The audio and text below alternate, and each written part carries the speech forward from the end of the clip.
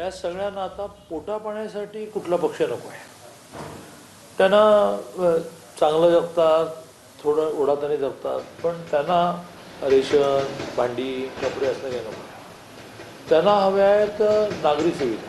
त्यांना पाणी हवं आहे, त्यांच्या पाण्याचा रियूज हवा आहे, त्यांना ट्रॅफिक नको आहे. आणि मग ट्रॅफिक नकोमध्ये सगळं येतं, पर्यावरणामध्ये सगळं येतं.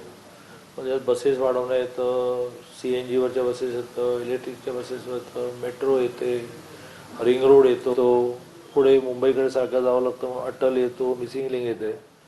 त्याला असं लक्षात आलं की चांदणी चौकाच्या 6 लेनपासून ते आता शिक्रापूरकडे जाणारा 3 लेअर ब्रिजपासून ते पालखी मार्ग असो यांनीच केले.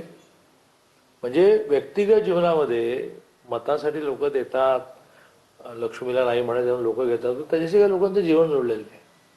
लोकांचं म्हणणं असं की रोजची रोजी रोटी यासाठी आम्हाला तुम्ही नको.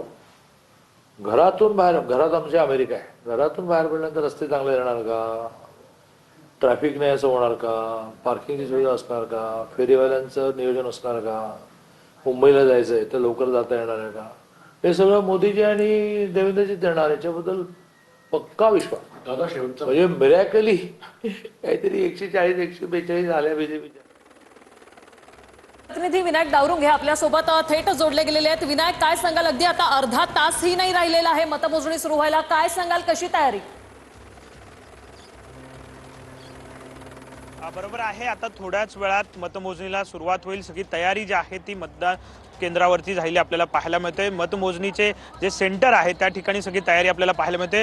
रिचर्सन कुडास या ठिकाणी आपण जर पाहिलं तर हे सगळे कर्मचारी जे आहेत ते सगळेजण या ठिकाणी आलेले दिसून येत आहेत. प्रभागवार ही मतमोजणी जी आहे ती या ठिकाणी सुरू होणार आहे. 2-2 प्रभागांची मतमोजणी जी आहे ती या ठिकाणी सुरू होईल. 14 टेबल जे आहे ते प्रत्येकी दोन्ही बाजूला लावलेले पाहायला मिळतात. जे कर्मचारी जे आहेत ते या ठिकाणी बसलेले आपल्याला पाहायला मिळतात आणि त्याच्या पलीकडे, जाळीच्या पलीकडे जे आहे ते उमेदवारांचे प्रतिनिधी प्रत्येक राजकीय पक्षांचे सगळी टॅली बघण्यासाठी बसवलेले जातात. त्यांना वेगवेगळी व्यवस्था जी आहे ते या राजकीय पक्षांच्या उमेदवाराच्या जे प्रतिनिधी असतात त्यांना केली जाते. ते सुद्धा प्रत्यक्ष मशीन उघडल्यानंतर आपल्या उमेदवाराला किती मतदान पडलं हे सुद्धा त्यांना पाहता येतं. तशी व्यवस्था जी आहे ती मुंबई महापालिकेने केलेली आपल्याला या ठिकाणी दिसून येते. थोड्याच वेळात या ठिकाणी या मतमोजणीला सुरुवात होणार आहे. सुरुवातीला पोस्टल वोटिंग जे आहे त्याची मतमोजणी जी आहे ती केली जाईल आणि त्यानंतर मुख्य मतमोजणी जी आहे ती केली जाणार आहे. आपण पाहू शकतो सगळी तयारी जी आहे या ठिकाणी आपल्याला पाहायला मिळते. नव्यानं मुंबई महापालिकेने यंदा ही सगळी मतमोजणीची प्रक्रिया राबवताना पाहायला मिळते. मुंबई महापालिका, मुंबईचा गड कोण राखणार हे आता टप्प्याटप्प्यानं उलगडे जे आहेत ते प्रत्येक वॉर्डनुसार होतील. कारण आपण जर पाहिलं तर ठाकरे बंधू असतील किंवा भाजप आणि शिंदेची शिवसेना असेल. वाटतंय तुम्हाला? पुण्यापुरतं तर तुम्ही सगळेजण 93 दाखवत आहे. 93 तुमचं एकमत आहे आणि मग महापौर क्लिअर झाला 83ला महापौर असतो. पण ते 30% वाढतील. 106 आमच्या एजन्सीने फिगर दिली आहे. आम्ही 125 म्हणत राहिलो, पण 115च्या खाली आम्ही जाणार नाही. मुंबईसुद्धा मी तुम्हाला म्हटलं होतं काल पैज लावा 90-40 130, 90-40 130, पण तिथेही गाडी 115ला महापौर असतो, गाडी खूप पुढे जाते असं दिसतंय. पण पुण्यातल्या बाबतीत जर आपण विचार करायचा झालाच तर अजित पवारांनी देखील एक आव्हान तुमच्या पुढे उभं केलं होतं. ज्या पद्धतीने सुरुवातीपासून आक्रमक पद्धतीने प्रचार केला, मग पुणे, पिंपरी चिंचवड या दोन्ही ठिकाणी, त्याचा किती प्रभाव किंवा तिचा या सगळ्या निकालावरती किती इम्पॅक्ट होताना दिसतोय, कसं वाटतंय तुम्हाला? 2014 पूर्वी आक्रमकपणा, इव्हेंट मॅनेजमेंट, खोटी आश्वासनं हे वर्क करायचं, उपयोगी व्हायचं. 14ला माननीय मोदीजी देशाचे पंतप्रधान झाले आणि लोकांचा मोदीजींवरचा विश्वास इतका वाढला. मग मागोमाग देवेंद्रजी महाराष्ट्र मुख्यमंत्री झाले.